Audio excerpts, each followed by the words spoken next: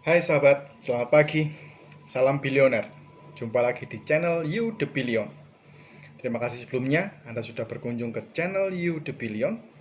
Dan saya percaya akan memberikan banyak inspirasi buat Anda yang akan mengubahkan cara Anda berpikir dan menambah pengetahuan Anda serta mengubah cara pandang Anda dalam menjalani kehidupan.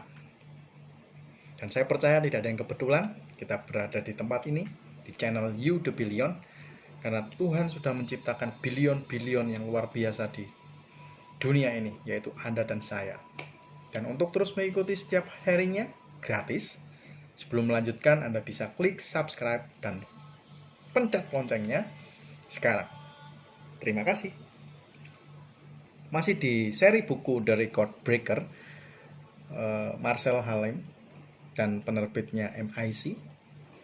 Dan saya akan membacakan buat Anda semua, bila ini bisa menginspirasi buat Anda semua dan menambah semangat Anda untuk menjalani hidup ini. Cerita sedih di masa sekarang akan menjadi cerita yang sangat indah ketika Anda sampai di panggung kesuksesan Anda. Wow. Teori bola salju. Berdirilah di puncak gunung yang diselimuti salju, lalu buatlah sebongkah bola salju hasrat berdiameter 50 cm. Doronglah dan biarkan bola salju itu menggelinding menuruni bukit. Ketika menggelinding, bola itu akan mengumpulkan sejumlah salju dan momentum yang semakin besar membuatnya menggelinding semakin cepat. Suatu saat nanti, seperti dalam film Indiana Jones, Anda akan mendapati bola salju itu menjadi sebuah batu besar yang ada di belakang Anda dan siap melindas Anda jika Anda tidak lari secepat mungkin. Pikiran Anda saat itu hanya satu, fokus. Anda harus menyelamatkan hidup Anda. Mau tidak mau, tidak bisa ditunda lagi. Anda akan all out, no way back. Sama seperti berlari dan di belakang Anda ada seekor singa. Mau tidak mau kita harus lari sekencang-kencangnya. Saya mendapatkan bola salju dari semua hal baik, nasihat, dan pengorbanan yang kedua orang tua saya berikan. Uang sekolah, biaya hidup, tempat tinggal, juga fasilitas yang melebihi kehidupan mereka sendiri. Mereka berikan kepada saya. Seringkali pakaian saya lebih mahal dari pakaian mereka. Handphone yang dibelikan selalu lebih bagus dari milik mereka. Dan kendaraan yang saya pakai lebih bagus dari pickup yang mereka naiki setiap hari. Seringkali saya mengeluarkan uang ratusan ribu rupiah setiap malam minggu dengan enteng, padahal mereka berdualah yang bekerja 12 jam sehari. 7 hari seminggu, tanpa mengenal lelah mendapatkan uang itu dari keuntungan tipis penjualan barang-barang dagangan. Berbeda dengan kebanyakan orang tua, teman-teman saya, yang sejak awal berpesan agar mereka menjaga toko keluarga setelah lulus nanti, papa saya tidak pernah meminta saya pulang ke kota kelahiran saya, Flores, untuk melanjutkan usahanya. Papa saya justru berkata, "Be all you can be." Wow. Memori itu teringat jelas di dalam benak saya. Saat itu adalah malam sebelum keberangkatan saya ke Surabaya pada tahun 2003 untuk melanjutkan SMA. Mama menasihati saya untuk menjadi anak baik. Beliau berpesan, ada dua kehidupan yang bisa kau pilih. Memiliki kehidupan baik supaya bisa menguasai dunia, atau kehidupan yang tidak beres, seperti orang yang ditelan bumi. Semuanya itu tergantung ke arah mana kau berjalan. Setelah mengucapkan amanat itu, mama saya melepas anak bungsunya ini dengan hati yang berat. Pernah juga papa mengantarkan ke airport di kota kelahiran saya setelah menghabiskan masa liburan sekolah. Sebelum saya naik ke pesawat, beliau mengatakan, "Kau masih muda, buat papa bangga. Papa rela menyekolahkanmu jauh-jauh di kota besar agar menjadi orang besar dan menguasai kota itu." Setiap kali saya mengingat semua momen itu, napas saya tiba-tiba sesak. Mata saya berkaca-kaca, dan sambil menahan butiran air mata yang hendak menetes. Jantung saya berdebar kencang seolah-olah hati saya berteriak. Bersumpah bahwa suatu saat nanti saya mampu membuktikan saya bisa menjadi seperti yang mereka harapkan.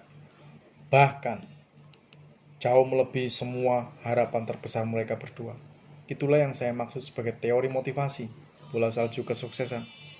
Apakah Anda memilikinya?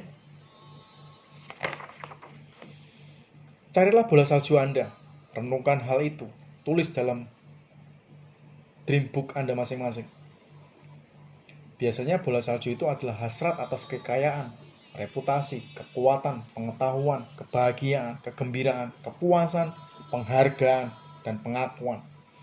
Saya tidak tahu mana yang akan membuat Anda termotivasi. Anda sendiri yang tahu pasti mana yang paling mempengaruhi Anda. Bahkan hal negatif pun bisa menjadi pemacu positif kita. Misalnya, ketika Anda pernah disakiti atau dihina seseorang, dan Anda tidak bisa melupakan momen yang menyakitkan itu menjadikan kemarahan Anda untuk berjuang. Saya bukan mengajak Anda menyimpan dendam, tetapi Tuhan mempunyai alasan ketika menciptakan emosi. Orang-orang sukses adalah mereka yang mampu mengolah emosi negatif menjadi dorongan yang positif yang membuat mereka semakin tak tergoyahkan. Michael Jordan ahli dalam hal ini. Dalam karirnya di NBA, tim lawan belajar untuk tidak membuatnya marah. Karena hal itu justru membuat permainannya semakin hebat. Wow. Pemanfaatan emosi yang negatif pada cara yang benar justru membuatnya tidak sekedar menjadi mega bintang, tetapi menjadi sebuah legenda.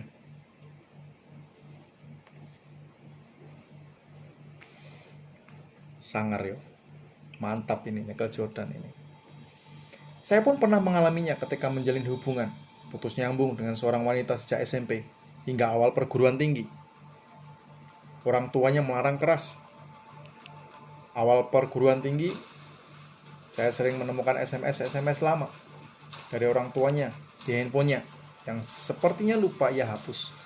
Ada banyak kata menyakitkan tentang pandangan sempit mereka kepada saya. Kata-kata SMS yang sangat kasar. Itu seringkali membuat saya tidak bisa tidur di malam hari. Tapi hari ini, ketika saya mengingat semua kejadian itu, tak ada dendam di hati. Saya justru sangat berterima kasih. Karena hal itulah yang mengubah saya dan membuat saya mau meninggalkan zona nyaman di masa muda dan berjuang memecahkan rekor. Semuanya telah diatur oleh Tuhan. Saya percaya itu. Harapan dan pengorbanan orang tua serta penghinaan dari orang lainlah yang menjadi bola salju saya, yang semakin hari semakin membesar dan tak terhentikan. Beberapa efek dari teori motivasi bola salju adalah kemauan saya terjaga. Saya tetap waspada terhadap segala kemungkinan dan kesempatan. Kinerja saya meningkat. Saya terinspirasi untuk menjadi alternatif setiap kali menghadapi jalan buntu. Saya menarik orang-orang yang berpikiran positif. Saya terdorong untuk terus bertindak dan dicegah untuk berhenti. Setelah memiliki bola salju, Anda pasti akan memiliki hasrat yang berkobar-kobar di dalam diri Anda. The burning desire. What is your burning desire? Hasrat membara yang berkobar-kobar di dalam diri Anda itu disebabkan karena kita memiliki the burning desire. Suatu alasan yang begitu kuat sehingga membuat Anda merasa harus memecahkan rekor hidup Anda. Serena Williams, petenis asal Amerika Serikat yang masuk ke dalam wildcard peringkat ke-86 ketika berkompetisi di final Australia Open 2007. Ia berhasil mengalahkan unggulan utama, Maria Sharapova. Setelah diselidiki, alasan kuat yang Serena Williams miliki untuk memenangkan turnamen itu adalah demi mendedikasikan kemenangannya untuk adik tirinya yang telah tiada. Ia memiliki the burning desire. Dan perbedaan antara seorang pemenang dengan pemecah rekor bukan hanya sekedar ingin menang, melainkan ingin melebihi batas dirinya sendiri dan memecahkan rekor dengan alasan yang kuat. Temukan why-nya.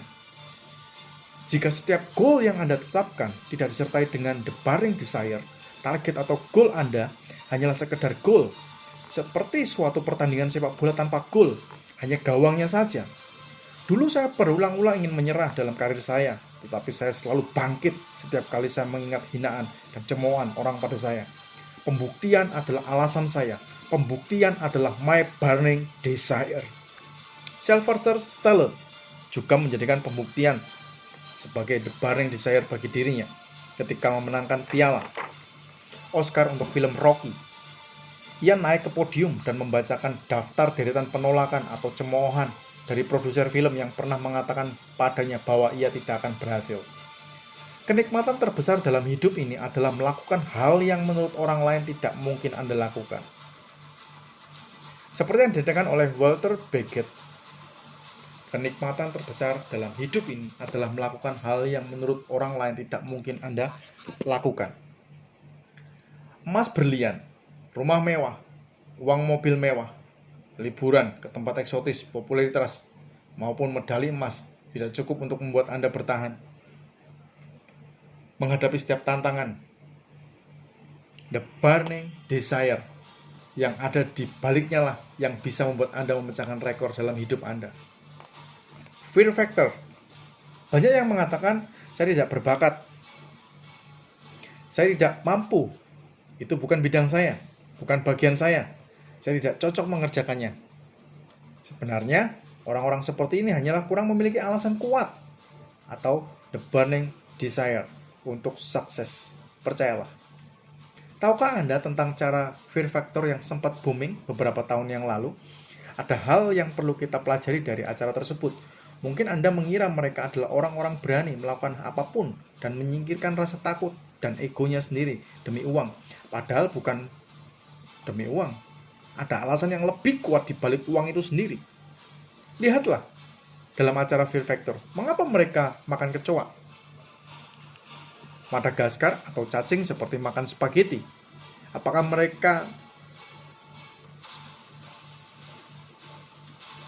karena adanya protein di setiap kecoa dan cacing? Rasanya enggak deh. Atau karena budaya mereka, kebiasaan, hobi dari kecil? Bukan semuanya. Tapi karena mereka memiliki tujuan yang kuat, sehingga mau membuang egonya masing-masing. Ingat, uang bukanlah tujuan akhir, melainkan sebuah fasilitas untuk mewujudkan tujuan Anda. Zona nyaman. Zona nyaman bisa Anda temui, baik ketika Anda belum sukses maupun setelah Anda meraih kesuksesan. Inilah yang membuat orang gagal mencapai perubahan di dalam karir atau hidupnya. Hanya hasrat yang membara lah yang membuat Anda melompat dari tempat tidur setiap pagi untuk penuh antusias.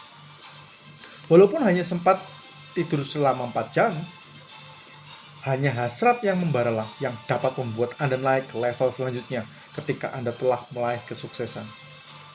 Mobil impian atau majalah. Dari dulu saya sangat gemar bermain game, berkumpul bersama teman-teman nge-game, dan sesekali pergi ke kontes otomotif. Masih teringat jelas ketika SMA dulu, saya pernah membuat janji dengan beberapa teman dan menghadiri sebuah seminar bisnis di hari Minggu. Tapi luar biasanya, di hari yang ditentukan, semua membatalkan janji dengan alasan lebih tertarik untuk menonton kontes modifikasi mobil di sebuah mall di Surabaya, yang memang sedang marak saat itu. Saya juga sempat tergoda untuk mengikuti mereka karena itu juga merupakan hobi saya. Tetapi beruntung sekali, pada waktu itu saya sudah memiliki impian untuk membeli mobil impian saya. Tidak sekedar melihat milik orang lain. Logika saya pun mulai menimbang-nimbang. Jika saya menghadiri seminar, kemungkinan saya akan mendapatkan banyak pelajaran untuk mewujudkan impian-impian saya. Tetapi jika mengikuti teman-teman saya, maka nasib saya pun akan sama seperti mereka. Mereka tidak mampu melepas zona nyaman, mementingkan kesenangan jangka pendek dibandingkan kenikmatan jangka panjang. Mungkin dalam waktu 6 bulan sampai 1 tahun hasilnya belum tampak, tapi 3 tahun setelah hari itu, ketika saya bisa membeli mobil yang saya impikan, BMW Z4, mereka hanya mampu membeli majalahnya. Adil bukan? Jangan pernah ragu melakukan sesuatu sendirian, karena jika Anda melakukan hal yang tidak dilakukan kebanyakan orang, maka Anda akan siap menikmati hal yang tidak dinikmati kebanyakan orang. Kafe atau stadion. Jadilah pribadi yang berkarakter, berbeda, dan unik. Pada tahun 2006, ketika musim Piala Dunia, seluruh dunia dilanda demam sepak bola. Semua berbincang-bincang mengenai sepak bola, dan yang kurang paham akan dianggap kurang gaul. Saat itu, sayalah salah satu orang yang kurang gaul. Hampir semua jadwal pertandingan saya lewatkan. Ketika yang lain sedang berkumpul di kafe atau rumah bersama sahabat-sahabatnya, saya hanya bisa mendengar skor dan serunya pertandingan dari cerita mereka. Saya benar-benar melewatkan salah satu momen besar dunia, namun saya tidak mau melewatkan momen besar dalam hidup saya. Saya bekerja keras demi impian saya. Euro 2008 pun seperti itu. Ketika malam semifinal Euro 2008, saya mengirimkan SMS broadcast pada seluruh sahabat saya yang berisikan komitmen bahwa saya ingin menyaksikan World Cup 2010 langsung di Afrika Selatan. Jika ingin berubah, bersiaplah untuk tidak nyaman. Jika ingin nyaman, bersiaplah untuk tidak berubah. Tepat pada tahun 2010, ketika teman-teman saya sedang berteriak-teriak di sebuah kafe, di depan TV atau layar proyektor, saya berangkat ke Afrika Selatan dan menyaksikan langsung bagaimana pemain kelas dunia bermain di kedua mata saya. Rasanya seperti mimpi ketika impian kita menjadi kenyataan. Jantung saya berdetak kencang. Saya ada di tengah gemuruh stadion itu, bersama dengan sekitar 36.000 orang lainnya, sambil memegang vuvuzela. Saya meniupkan trompet yang bunyinya seperti tawon raksasa itu keras-keras. Tinggalkan sementara hobi ataupun kebiasaan yang tidak berhubungan dengan tujuan Anda. Ingat, hanya sementara. Ingatlah pesan Konfusius. Kita tidak bisa mengejar dua kelinci pada waktu bersamaan.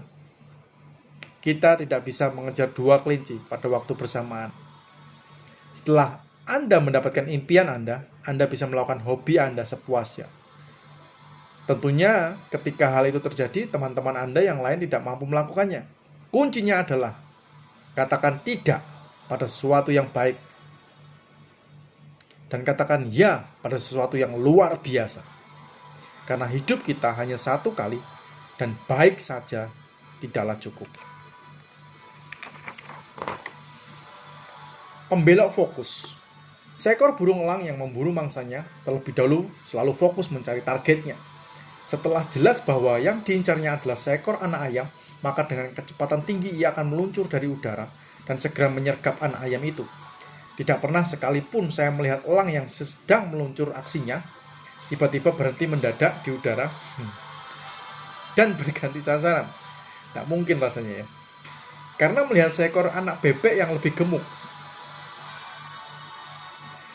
Inilah yang terjadi pada setiap pribadi yang tidak pernah menjadi pemecah rekor di bidangnya. Mereka tidak fokus.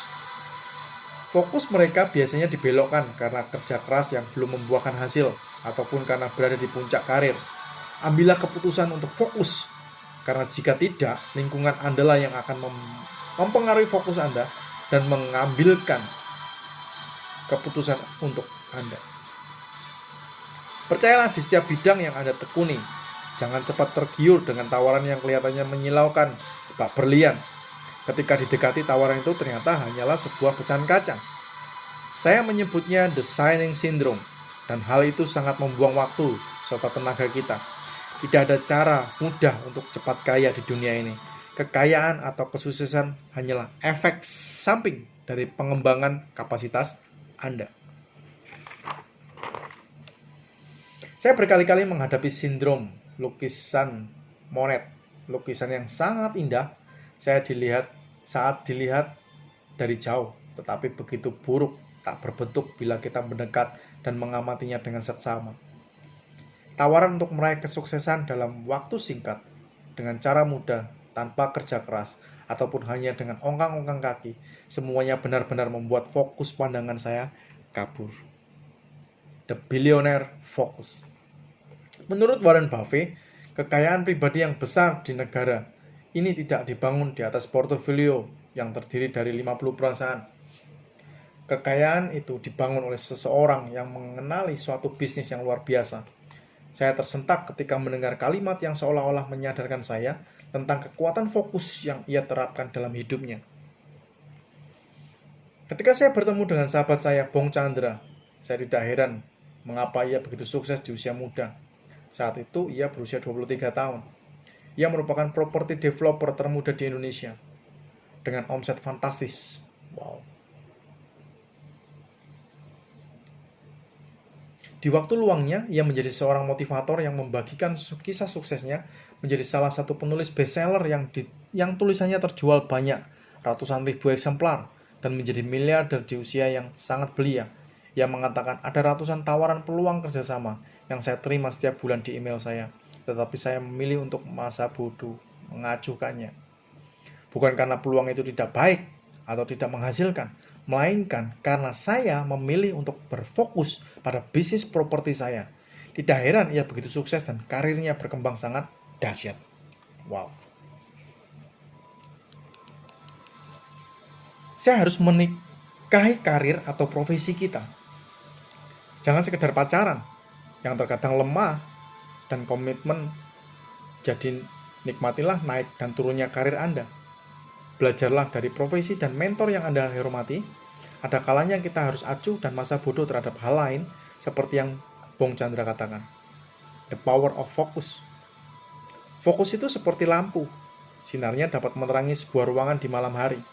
Jika sinar itu dibuat terfokus menggunakan sebuah teknologi, maka sinar yang sama akan menjadi laser yang dapat memotong kertas.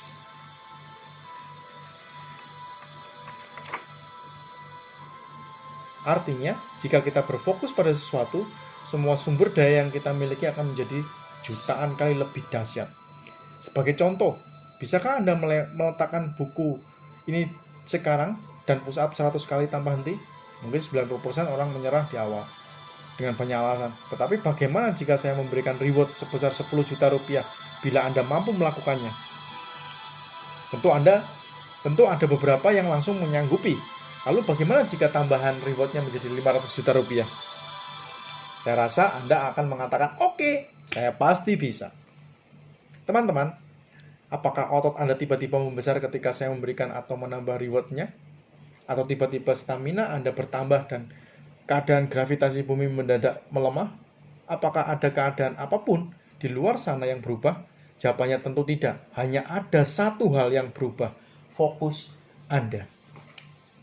Tentukan impian dan tujuan di setiap bidang yang Anda geluti. Lalu rasakanlah hasil akhirnya terlebih dahulu dengan membayangkannya menggunakan semua panca indera Anda. Lihatlah warna dan bentuk impian Anda, juga bau dan suaranya. Lalu rasakan getarannya. Temukan strateginya, setelah itu fokuslah. Apakah Anda pernah menyaksikan pacuan kuda? Silakan Anda lihat semua kudanya menggunakan kacamata. Ini dilakukan agar kuda-kuda itu dapat berkonsentrasi dan berlari lurus mengikuti panduan jokinya tanpa kebingungan harus ke arah mana. Begitu juga halnya manusia. Jika ingin cepat sampai di garis finish, pakailah kacamata kuda dan jadilah sedikit tuli saat mendengar hal-hal negatif. Kacamata kuda versus pemikiran yang terbuka. Beberapa orang sukses mengatakan kita harus memiliki pemikiran yang terbuka. Namun ada juga yang mengatakan kita harus fokus sebagai memakai kacamata kuda. Mana yang benar? Dua-duanya benar. Anda tahu Bill Gates dan Warren Buffett? Mereka memiliki kacamata kuda di dalam kerajaan bisnis mereka. Hanya menggeluti satu bidang saja dan fokus di sana. Mereka juga memiliki pemikiran yang terbuka, tetapi hanya kepada orang-orang yang mereka percayai.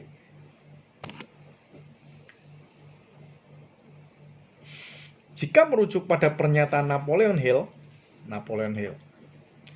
mengatakan, milikilah pemikiran terbuka.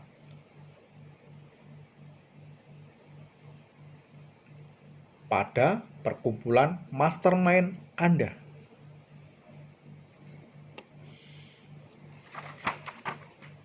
Milikilah pemikiran terbuka pada perkumpulan mastermind Anda.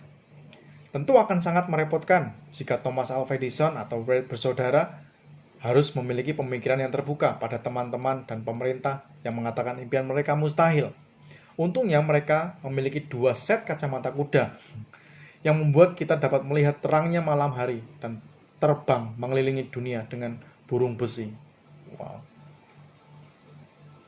Amazing. Harapan si fokus.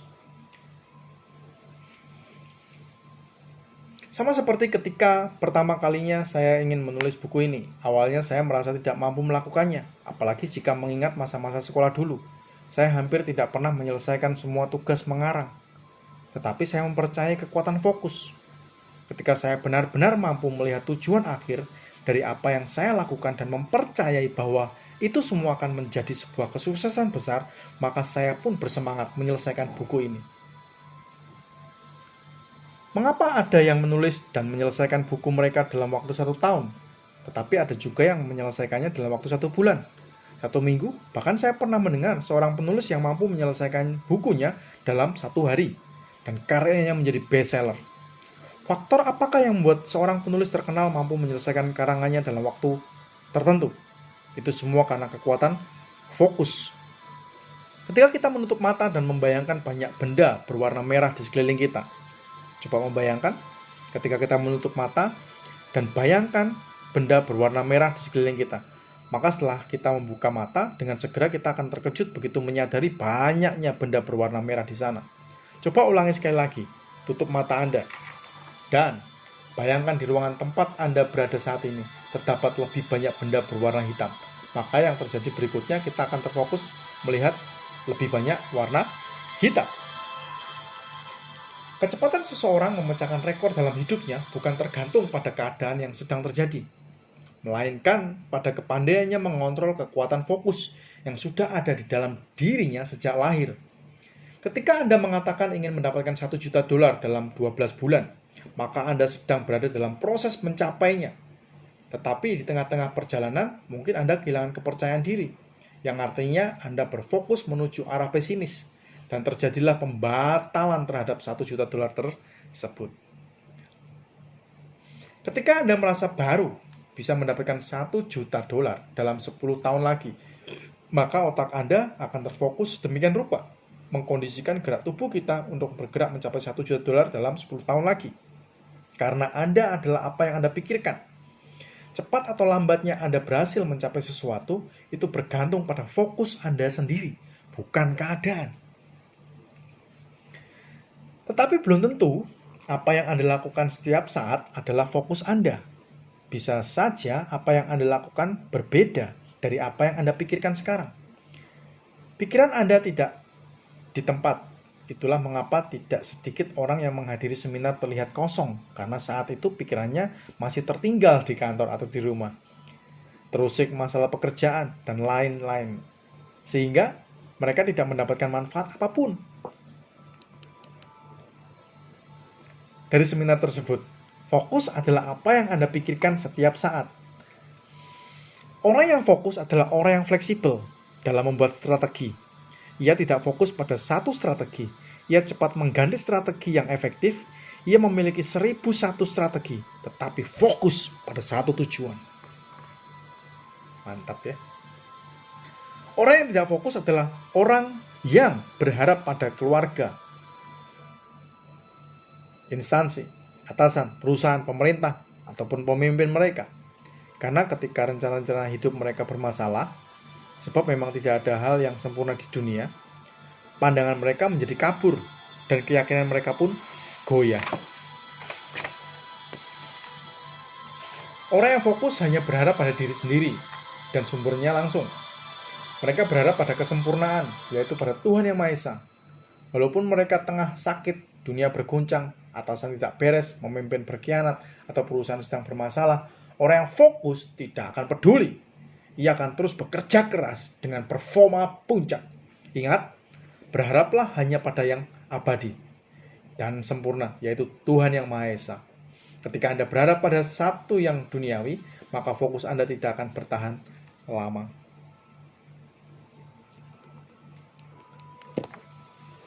Komando berhenti.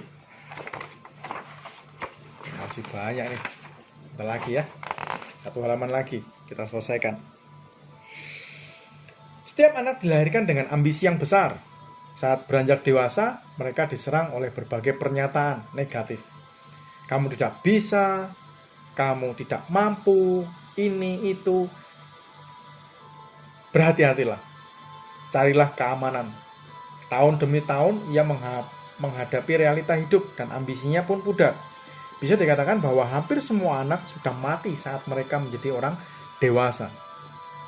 Saya kerap melihat anak muda ataupun orang dewasa yang awalnya memiliki semangat menggebu-gebu untuk meraih cita-citanya, tiba-tiba kandas di langit-langit. Akibat kurang memiliki tujuan yang besar atau merasa berdosa jika menentang keinginan orang yang mereka cintai. Komando berhenti bisa datang dari orang terdekat Anda, seperti sahabat, pacar, istri, suami, atau orang tua. Mereka berhenti dengan alasan terlalu mencintai Anda. McDohan, pembalap MotoGP, juara dunia berkali-kali sebelum era Valentino Rossi, juga pernah mengalami komando berhenti dari orang yang sangat ia cintai, ibunya sendiri. Dohan diminta berhenti mengendarai sepeda motor karena ibunya menganggap hal itu berbahaya. Bayangkan jika ia menuruti keinginan orang tuanya yang lahir di zaman yang berbeda. Pasti saat ini tidak ada pernah mendengar nama Nick Dohan. Mike Dohan mengalami hal ini justru karena rasa cinta seorang ibu yang sangat besar kepada anaknya. Sekali lagi perlu dicatat, karena ibunya terlalu mencintainya.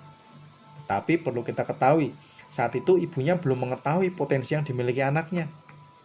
Jennifer sangat mencintai seni, khususnya tari. Setelah membaca adanya beasiswa di sebuah sekolah tari di Manhattan, ia pun pergi mengambil kesempatan langka itu. Ia menjalani perkuliahan, bekerja di kantor pengacara, dan mengikuti kelas menari. Hal ini membuat Jennifer dan ibunya bertengkar hebat. Sang ibu tidak menyukai profesi tari, dan ucapan pamungkas para orang tua pun meluncur, "Ikuti peraturanku, selama kamu masih tinggal di rumahku." Itulah kira-kira. Namun, kemauan keras Jennifer semakin menyala, dan akhirnya ia memutuskan untuk tinggal di gudang tempatnya berlatih tari. Berjuang mengikuti audisi tanpa kesuksesan selama setengah tahun hampir membuat Jennifer putus asa. Namun penyelamatan akhirnya datang. Sebuah tur membawanya menari menjelajahi Jepang. Itulah awal karir seorang wanita bernama Jennifer Lopez atau Jilo, yang berangkat dari keluarga miskin menjadi seorang yang sukses besar. Pertanyaannya, apakah orang tua Anda tetap marah ketika Anda meraih kesuksesan? Tentu orang tua yang benar-benar mencintai Anda akan ikut bangga dan meneteskan air mata haru ketika Anda berada di panggung kesuksesan. Pola pikir yang salah membuat orang tidak mampu menghadapi komando berhenti. Kuncinya adalah, selagi tidak berdosa, lakukan.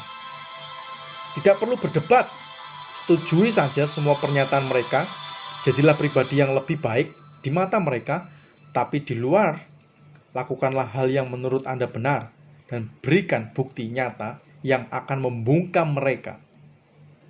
Salah satu cara melemahkan semangat hidup adalah patuh pada nasihat dan pendapat yang salah. Nah, ini bahaya nih. Suatu saat nanti, ketika Anda telah sukses, datangi mereka dan berterima kasihlah kepada mereka. Dengan rendah hati tentunya ya.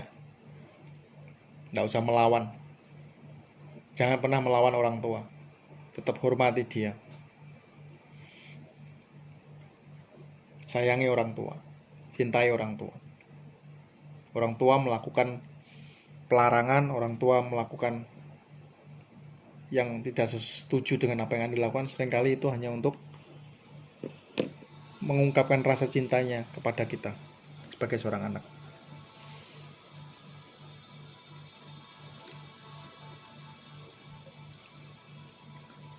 Tetapi bagaimana jika Anda gagal? Nah, ini. Datangi mereka dan katakan terima kasih karena telah menasihati Anda. Terima nasihat mereka dengan rendah hati dan mereka pun akan semakin menyayangi Anda. Namun yang paling penting, Anda sudah menjadi diri Anda sendiri. Berhasil atau tidak bukanlah masalah. Yang paling fatal adalah ketika Anda selalu hidup di bawah komando-komando yang sebenarnya tidak Anda sukai. Sehingga Anda hidup seperti mesin yang bekerja hanya karena adanya program, ingin menyenangkan orang lain.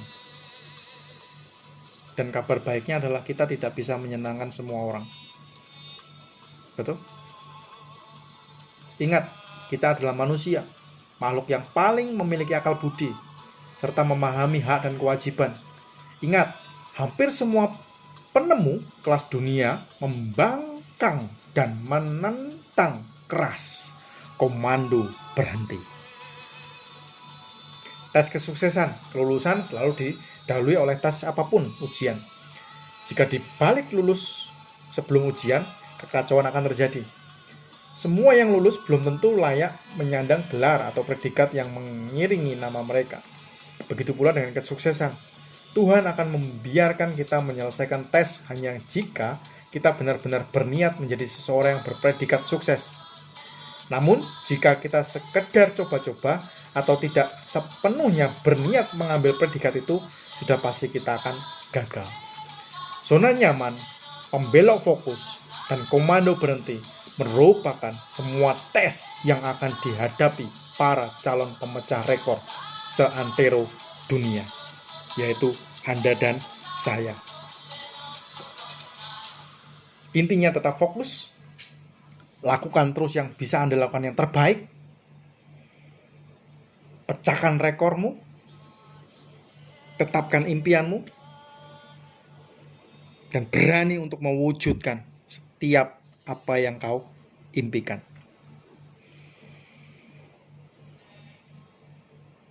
Orang yang bermimpi bangun pagi, dia akan tidur lagi untuk melanjutkan mimpinya. Tapi orang yang punya impian, dia akan bangun pagi dan bekerja keras dan melakukan yang terbaik untuk mewujudkan impiannya. Sukses buat Anda semua. Sehat selalu. Fokus pada tujuan dan lakukan yang terbaik. Salam bilioner. Selamat pagi.